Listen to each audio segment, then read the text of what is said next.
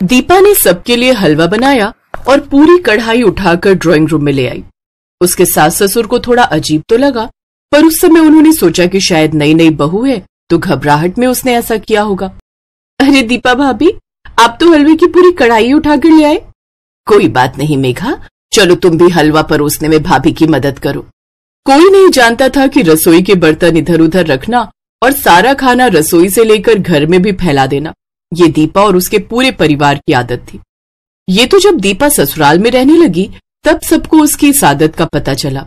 दीपा, तुम रसोई के सारे बर्तन खाना बनाने के बाद बाहर क्यों ले आती हो? आज तुमने दाल चावल बनाए तो पूरा कुकर और कढ़ाई बाहर आंगन में रख दी, ऐसे थोड़ी होता है।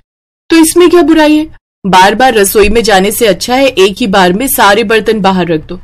हम तो अपने घर में ऐसे ही करते हैं। अब मैं ये थोड़ी है बार बार मैं रसोई में उठकर जाऊंगी कुछ चाहिए हो तो। सबके बार बार टोकने पर भी दीपा ने अपनी आदत को नहीं सुधारा। एक दिन दीपा के सास ससुर कहीं बाहर गए हुए थे। वहीं दीपा खाना बनाकर हॉल में बैठी हुई थी। तभी कुछ मेहमान आ जाते हैं। नमस्ते बेटा, आशा बहन जी घर पर नहीं है क्या? माँ बाबूजी किसी जरूरी काम से बाहर गए हैं। ऐसा है बेटा, हमारे बेटे जो है राहुल की शादी है। ये शादी का कार्ड है और मिठाई का डिब्बा। माँ पापा से कह देना कि सबने शादी में जरूर आना है। तभी आनंद भी कमरे से बाहर आ जाता है। नमस्ते अंकल जी, नमस्ते आंटी जी, आइए बैठिए ना। दीपा, अंकल आंटी के लिए कुछ चाय नाश्ता? नहीं नहीं बेटा, मुझे लगता है आप खाने के लिए बैठे हो, फिर कभी आएंगे। अच्छा, शादी में सबने पहुंचना है, मम्मी पापा को बोल देना। कार्ड देने आए पति पत्नी अजीब सा मुंह बनाकर वहां से चले गए। दीपा की सास अगले दिन पड़ोस वाली के साथ बातें कर रही थी। क्या बात है आशा बहन, सुना है तुमने तो पूरे घर को रसोई बना दिया है। कल मिस्टर शर्मा और उनकी पत्नी तुम्हारे घर कार्ड देने आए थे ना? हाँ आए तो थे, क्या हुआ? वही बता रहे थे कि तुम्हारे घर जब कार्ड देने गए तो उनसे खड़ा भी नहीं हुआ गया। तुम्हारी बहू ने पूरे ड्राइंग रूम को रसोई बनाकर रखा हुआ था। जिधर देखो उधर खाने के बर्तन फैले हुए थे।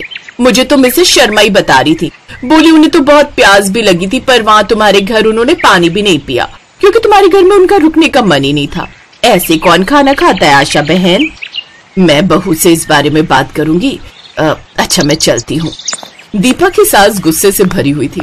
वो जैसे ही अपनी बहू दीपा को खरी खोटी सुनाने के लिए जाने लगती है, तभी एक टैक्सी उनके दरवाजे पर रुकती है। टैक्सी में दीपा के मम्मी पापा और भाई बहन बैठे हुए थे। दीपा का मायका दूसरे शहर में था, इसलिए शादी के बाद उसके मायके वाले उसे मिलने और कुछ दिन उसके पास रहने आए थे। इस वजह से दीपा की सास उसे कुछ कह नहीं पाई। माँ पापा, ज्योति अमन, आप सबने तो मुझे सरप्राइज दे दिया। हाँ, सोचा शादी के बाद कुछ दिन तुम्हारे पास रह लेते हैं, तुम्हारे शहर में घूम लेंगे। अभी कुछ दिन काम तो था नहीं, इसलिए घर पर खाली ही बैठे थे, तभी तुमसे मिलने आ गए। बहुत अच्छा किया। दीदी, बहुत जोरों की भूख लगी है, कुछ बढ़िया खाने को मिल जाए तो मजा आ जाए। दीपा दीदी, मैं तो आपके हाथों के गरम गरम छोले भटूरे खाने के लिए तरस गई। मम्मी तो बनाती ही नहीं है। कोई बात नहीं, मैं अभी थोड़ी देर में सब कुछ बढ़िया तैयार कर दूंगी, तब तक आप लोग फ्रेश हो जाओ। आशा देवी ने सोचा भी नहीं था कि कुछ देर बाद उसके घर का नजारा क्या होने वाला है। अरे दीपा, मुझे प्याज टमाटर यहीं दे दे, मैं काट देती हूँ। हाँ माँ, मैं लाती हूँ। दीदी, मैं सलाद का सामान लेकर आती हूँ, आप मुझे बता दो कहाँ रखा है। वही फ्रिज में सब कुछ है, निकाल कर यहीं बाहर ले आओ। तीनों मिलकर बैठकर काम भी कर लेंगे और गप्पे भी मार लेंगे। ड्राइंग रूम की हालत देखने वाली थी। एक तरफ मेज पर आलू प्याज के छिलके बिखरे हुए थे और बाकी सब सब्जियां फैलाकर बैठी हुई थी। पूरे ड्राइंग रूम का नजारा देखने वाला था। भाभी, ये सब क्या है? पूरे ड्राइंग रूम को तो आपने रसोई बना दिया, सब कुछ गंदा हो गया है। अभी तो काम वाली सफाई करके गई थी और देखो ना, जगह जगह से पंखे से आटा उड़कर इधर उधर फैल रहा है। कोई नहीं, मैं अभी साफ कर दूंगी, बस हो ही गया। ज्योति गुस्से में अपनी मम्मी के कमरे में जाती है और सारी बात कह देती है। माँ, घर का क्या हाल हो गया? आपको भी पता है ये घर कम रसोई ज्यादा लगता है। जहाँ देखो वहाँ सब्जियां, बर्तन, आटा, दाल, चावल इधर उधर बिखरा ही रहता है। भैया भी भाभी को कुछ नहीं कहते। जब से वो इस घर में आई, घर में बिल्कुल साफ सफाई नहीं रहती। ऊपर से उनके मायके वाले और यहाँ आकर बस गए। मैं भी इसी बात से तंग हूँ। ये तेरे पापा बैठे हुए हैं ना, ये कुछ नहीं बोलते, बस मुंह सिलकर बैठे रहते हैं। अरे तुम तो मेरे पीछे ही पड़ी रहती हो आशा। मैं क्या बहू के घर वालों को ये जाकर कह दूं कि वो यहाँ से चले जाएं? है, तुम भी कैसी बातें करती हो। थोड़े दिन की बात है, संभाल लो। जब वो चले जाएंगे तब हम बहू से बात करेंगे। एक दिन दीपा रसोई में खिचड़ी बना रही थी। उसने खिचड़ी बनाई और गरम गरम कुकर लाकर ड्राइंग रूम में रख दिया और अंदर बर्तन लेने के लिए चली गई। तभी दीपा की सास अलमारी से कुछ सामान निकालने आई। उस समय ड्राइंग रूम में कोई नहीं था, बस दीपा की सास आशा ही थी। अचानक कुकर फट गया। आशा को अस्पताल लेकर जाते हैं। घबराने की कोई बात नहीं है, मैंने आशा जी के हाथ पर दवाई लगा दी है, कुछ दिनों में आराम आ जाएगा। ये सब दीपा भाभी और इनके मायके वालों के कारण हुआ है। अगर इनमें जरा सी भी समझ होती तो ये इस तरह से लापरवाही ना करती। आज अगर माँ को कुछ हो जाता ना तो बस मैं तो इनसे बिल्कुल रिश्ता तोड़ देती। सबका मूड खराब था क्योंकि जो भी हुआ था बहुत गलत हुआ था। दीपा और उसके मायके वाले भी थोड़े घबराए हुए थे। उन्हें डर था कि कहीं वो दीपा के साथ कुछ गलत ना करे। दीपा के मम्मी पापा और दीपा बहुत शर्मिंदा थे। समधन जी, जो भी हुआ बहुत गलत हुआ, पर आप हम सबकी गलतियों की सजा हमारी दीपा को मत देना। हम वादा करते हैं हम कभी भी यहाँ नहीं आएंगे। हम दीपा से दूर रहेंगे, पर आप दीपा को हमारे साथ मत भेजना। दीपा की आंखों में आंसू आ जाते हैं। दीपा फूट फूट कर रोने लगती है। दीपा बहू, मैंने तुम्हें कब कहा कि यहाँ से जाओ? मैंने तो कुछ भी नहीं कहा। गलती तो हर किसी से होती है, और फिर देखो तो मैं बिल्कुल ठीक हूँ। पर आगे से ध्यान रखना, जो चीज जहाँ के लिए बनी होती है हमें उसका इस्तेमाल वहीं करना चाहिए। चलो अब चुप हो जाओ, और आप सब भी इस तरह की बातें मत कीजिए। ये आपका ही घर है और जब भी चाहे आप यहाँ आ सकते हैं। और अभी आप सभी यहाँ से नहीं जाएंगे। अगले हफ्ते दीपा का जन्मदिन है, उसके बाद ही हम आपको जाने देंगे। माँ जी, आपको कैसे पता मेरा जन्मदिन है? आनंद ने बताया था। वो चाहता था कि तुम्हारे पहले जन्मदिन पर सरप्राइज रखे। आई एम सॉरी भाभी, मैंने भी बहुत ज्यादा बोल दिया। अब दीपा ने रसोई का खाना घर में फैलाने की आदत छोड़ दी। अब वो जो कुछ भी बनाती रसोई से ही थाली में परोस कर लाती, जिससे उसकी लाइफ में सब कुछ ठीक हो गया।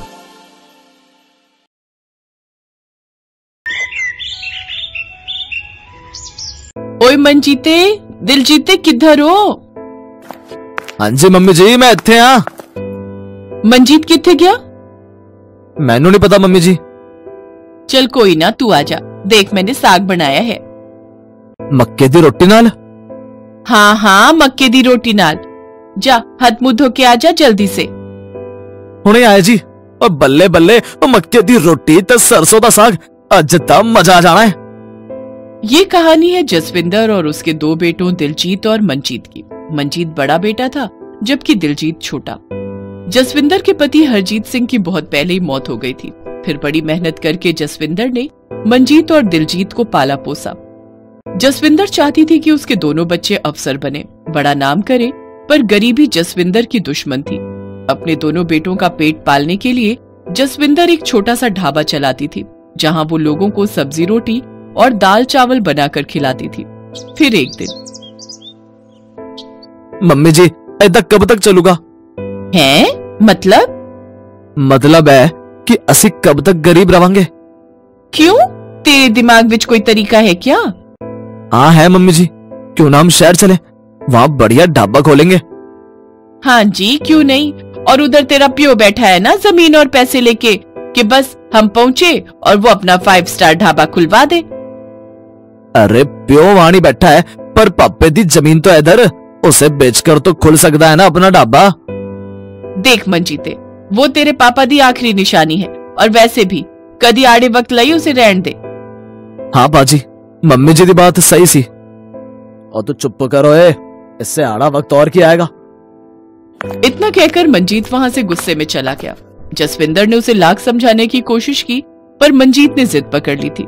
वो चाहता था कि जसविंदर अपनी पुश्तैनी जमीन बेचकर उसे उसका हिस्सा दे दे और वो उन पैसों से शहर में एक बढ़िया कैफे खोले। जब जसविंदर मंजीत को समझा न सकी तो उसने बुझे मन से कहा, ठीक है पुत्र, जैसी तेरी मर्जी, पर तू शहर जाकर करेगा क्या? मम्मी जी, मैंने ना उधर जाके कैफे खोलना है। मैं उधर पिज्जा बर्गर पेस्ट्री बेचूंगा। देखना माँ जी, मैं इतने पैसे कमावांगा ते फिर आपको और दिलजीत नू कोई दिक्कत नहीं होगी। ठीक है बाजी, फिर तो आप ना मुझे ना नवी मोटरसाइकिल दिला देना। आहा, क्यों नहीं काके। जसविंदर को मंजीत की खुशी के लिए अपनी पुश्तैनी जमीन बेचनी पड़ी। जमीन बेचकर जितने पैसे मिले उसके आधे पैसे उसने मंजीत को दे दिए और फिर, मम्मी जी चलता हूँ, फिर ख्याल रखिए अपना। ठीक है पुत्र, बस कदी कदी गांव भी आते रहना। मंजीत पैसे लेकर शहर चला गया। वक्त गुजरा और दोनों भाइयों की शादी भी हो गई। मंजीत ने शहर में एक मॉडर्न लड़की सिमरन से शादी कर ली, तो उधर जसविंदर ने अपनी सहेली की बेटी सुखप्रीत से दिलजीत की करा दी। सुखप्रीत को खाना बनाने का बहुत शौक था। उधर मंजीत की पत्नी सिमरन को भी खाना बनाने का शौक था, मगर फिर भी दोनों में काफी अंतर था। मम्मी जी आ जाओ छेती, मैंने आलू दे परोठे बनाए हैं। अरे वाह की बात है। ओ ला सुखी, मैनू भी दे दे छत्ती। दोनों ने बड़े चाव से परोठे खाए। फिर उंगली चाटते जसविंदर ने कहा, कमाल के परोठे बनाए तूने पुत्र, बस माड़ी जी मिर्च तेज हो गई, वरना परोठों का तो कोई जवाब ही नहीं। ठीक है मम्मी जी, मैं आगे से ना ध्यान रखूंगी। मम्मी जी वैसे मुझे ना आपसे साग बनाना सीखना है, आपके हाथ के साग का ना कोई जवाब नहीं। वाहिगुरु जी दी सौ। ठीक है पुत्र, चल शाम को हम दोनों मिलकर साग बनाएंगे। ओए साग बनाना पर मक्के दी रोटी नाल। हाँ जी, तुसी फिक्र ना करो। एक तरफ मंजीत अपनी मॉडर्न बीवी के रंग में रंग चुका था और वहीं अपना मॉडर्न कैफे चला रहा था, तो इधर गांव में जसविंदर अपने बेटे और बहू के साथ बहुत खुश थी, पर किस्मत का फेर अभी बाकी था। एक दिन जसविंदर अचानक बेहोश हो गई और उसका मुंह टेढ़ा हो गया। अपनी माँ की ऐसी हालत देखकर दिलजीत फौरन जसविंदर को लेकर शहर भागा। डॉक्टर ने उन्हें बताया कि जसविंदर को लकवा मार गया है और अब उसका लंबा इलाज चलेगा। एक हफ्ते तक दिलजीत और सुखप्रीत एक धर्मशाला में रहे, लेकिन जब पैसे खत्म होने लगे तो दिलजीत ने अपने बड़े भाई से मदद मांगी। ओ देख यार दिलजीते, मेरे पास खुद पैसे नहीं है। कैफे से जितना पैसा कमांदा वा उन्ना तो दुकान की किश्त में चला जाता है। और काके, मैं तुझे अपने पास भी नहीं बुला सकता, मेरे पास तो इत्थे बस 2 ही कमरे ने। ठीक है पाजी, कोई गल नहीं, मैं संभाल लांगा। मंजीत ने दिलजीत से झूठ कहा था। सिमरन और वो पिज्जा और बर्गर बनाकर और बेचकर खूब पैसे कमा रहे थे, और ये बात दिलजीत भी जानता था, पर वो अपने भाई से बहस नहीं करना चाहता था। फिर उसी शाम, सुनो जी, इंदा तो हमारे सारे पैसे खर्च हो जाएंगे, फिर हम मम्मी जी का इलाज कैसे कराएंगे? हमें इत्थे ही कुछ तो करना पड़ेगा जी। तू सही बोल रही है सुखी, पर असी करांगे की? करना की है जी, कोई दुकान किराए पर देखो और असी खाना बना के बेचेंगे। ओए कमलिए, सानू तो शहर दा कुछ आंदा भी नहीं, की पकावांगे और की खिलावांगे। एक बात बोलू जी, ये शहर में ना पिज्जा बर्गर हर जगह मिलते हैं, पर सरसों दा साग आलू दे परोठे बहुत कम मिलते हैं। मेरा दिल कहता है कि अपना देसी स्वाद ना यहाँ दे लोकां नू खूब पसंद आएगा। बात तो तू ठीक बोली, मैं कर दावा कुछ। किस्मत ने ऐसा खेल खेला कि दिलजीत को ठीक अपने बड़े भाई मंजीत के सामने वाली दुकान ही किराए पर मिल गई। हालांकि इस बारे में दिलजीत को कुछ पता नहीं था। अगली सुबह सुखप्रीत ने अपने मिट्टी के चूल्हे पर साग बनाना शुरू किया और तभी ओए, तुम दोनों को हम पैसे नहीं दे पाए तो तुम दोनों हमसे दुश्मनी निकालने यही दुकान के आगे बैठ गए। सत श्री अकाल पाजी, मैंने नहीं पता सी कि आपकी दुकान सामने है। सत श्री अकाल के बच्चे, और एक ही बना रहा है साग? अरे पगले, है तेरा गांव नहीं है जो तेरी घरवाड़ी के देहाती पकवान यहाँ चलेंगे, और वो भी हमारे शानदार कैफे के सामने। तो अड्डा भाई पगला गया है जी, और इसकी घराड़ी भी। भाभी बदतमीजी ना करो, आप चले जाओ आप। दिलजीत और सुखप्रीत को सिमरन और मंजीत की बातों का बहुत बुरा लगा, पर उन दोनों ने भी ठान लिया था कि वो दोनों गांव के पकवानों के दम पर पैसे कमा कर दिखाएंगे। अगले ही दिन दिलजीत ने एक बड़ा सा बैनर बनवाया अपनी दुकान के लिए, जिस पर लिखा था चूल्हे दी रोटी। दोनों पति पत्नी चूल्हे पर रोटी बनाते और सरसों के साग और ढेर सारे मक्खन के साथ उसे बेचते। धीरे धीरे शहर के लोगों को उनके ढाबे के बारे में पता चलने लगा। सभी लोग साग और मक्के की रोटी का स्वाद लेने उनके ढाबे पर आने लगे। 2-3 महीने में हालत ये हो गई कि दिलजीत को ढाबे के लिए कई रसोइये और वेटर रखने पड़े। वो दिन रात पैसे कमाने लगा। उधर जसविंदर की हालत में भी सुधार आ रहा था। कुछ ही महीनों में वो पूरी तरह से ठीक हो गई। और फिर ओए ऐकी कितना? कुछ नहीं मम्मी जी, शहर वालों को गांव के पकवानों का दम दिखा देता बस। इतना कहते हुए दिलजीत ने मंजीत के कैफे की तरफ इशारा किया, जो बिल्कुल सूना पड़ा था, और मंजीत और सिमरन अपना माथा पकड़े बैठे थे।